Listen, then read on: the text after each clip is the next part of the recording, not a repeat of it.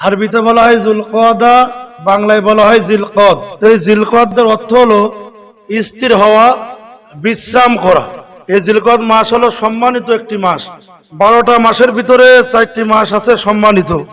যেমন এই প্রসঙ্গে আল্লাহ রাব্বুল আলামিন বলেন, ইন্না ইদ্দাতাশ শুহুরি ইনদাল্লাহি ইসনা আশারা শাহরান ফি কিতাবিল্লাহি ইয়াওমা খালাকাস সামাওয়াতি ওয়াল আরদ মিনহা আরবাতুন হুরুম। সূরা তাওবা 36 নম্বর আয়াতে আল্লাহ রাব্বুল আলামিন বলেন, এই পৃথিবীর সৃষ্টি লগ্ন থেকে 12টা মাস আমি আল্লাহ পাক নির্ধারণ করে দিলাম। এই 12টা মাসের ভিতর থেকে 4টি মাস আরবাতুন হুরুম, তোমাদের জন্য আমি আল্লাহ পাক 4টি মাস সম্মানিত করে দিলাম। জোরে কোন সুবহানাল্লাহ। 4টি মাস সম্মানিত। এই যে 12টা মাসের ভিতরে সম্মানিত কয় মাস? 4 মাস। এই সম্মানিত 4 মাসটা কোন কোন মাস?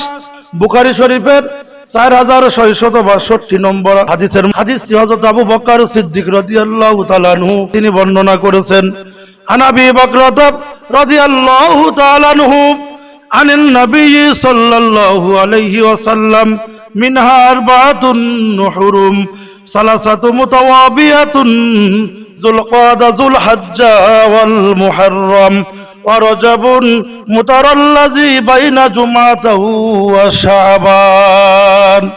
আল্লাহ রাসূল সাল্লাল্লাহু আলাইহি ওয়াসাল্লাম বলেন, 12টি মাস, এই 12টি মাসের ভিতর থেকে আল্লাহ রাব্বুল আলামিন 4টি মাস তোমাদের মধ্যে সম্মানিত করেছেন। তার মধ্যে লাগাতার হলো 3টি মাস, যেমন জিলকদ, জিলহজ আর হলো মুহররম পাশাপাশি। আর শেষের আর ভিতরে জমাদেউস সানি এবং শাবান মাসের মধ্যবর্তী মাস হলো রজব মাস। এই যে 4টি মাস আল্লাহ রাব্বুল আলামিন তার বান্দার জন্য আমার আল্লাহ পাক সম্মানিত করেছেন। জোরে কোন সুবহানাল্লাহ। এই জিলকদ মাস সম্মানিত হলো 5টি কারণে। নাম্বার 1, এটা হলো আল্লাহ রাব্বুল আলামিনের পক্ষ থেকে দেওয়া। নাম্বার 2, এটা হলো হজের মাস।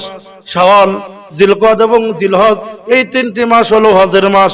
সূরা বাকারার 197 নম্বর আয়াতে আমার আল্লাহ পাক বলেন, আল হাজ্জু আশহুরুম মা'লুমাত ফামান ফারাদা ফীহিন্নাল হাজ্জা ফালা রাফাসা ওয়ালা ফুসুকা ওয়ালা জিদালা ফিল হজ্জ। আল্লাহ রাব্বুল আলামিন বলেন, এই যে 3টি মাস, এই হজের মাস হলো আমি আল্লাহ রাব্বুল আলামিনের পক্ষ থেকে, এটা হলো নির্দিষ্ট, এটা হলো নির্ধারিত।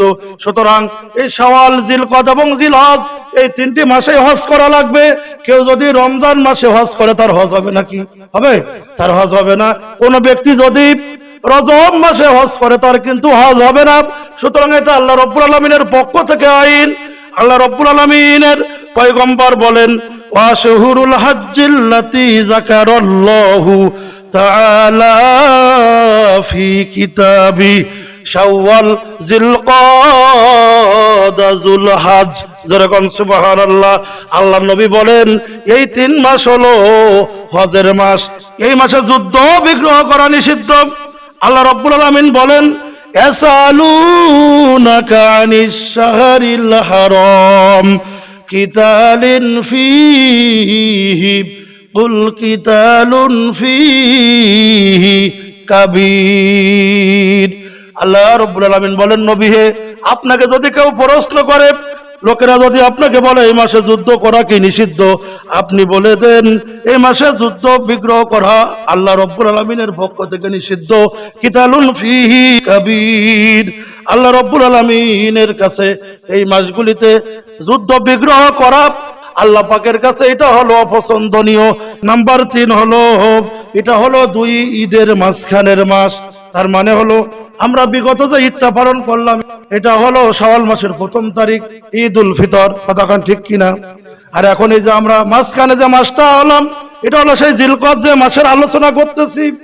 আর আমাদের এই জিলকদ মাসের পরের যে মাসটা আসতেছে এটার নাম হলো জিলহজ। আর নাম্বার 4 হলো যুদ্ধ বিগ্রহ এই মাসে করা নিষেধ।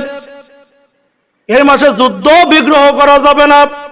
মক্কার আরবের মানুষেরা তৎকালীন যুগের কাফেররাও এই আইনটা তারা মেনে চলতো। তারা কিন্তু যখন জিলকদ মাস যখন তাদের সামনে উপস্থিত হতো, তারা কিন্তু কোনো যুদ্ধ বিগ্রহ করতো না, মানুষের সাথে কোনো ঝগড়া বিবাদ কাজাকাজি তারা কিছুই করতো না।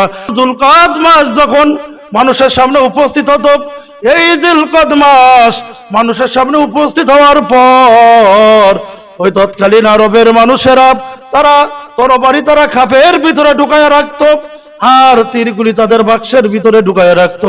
সুতরাং তারা এই মাসটাকে তারা বিশ্রাম নিত।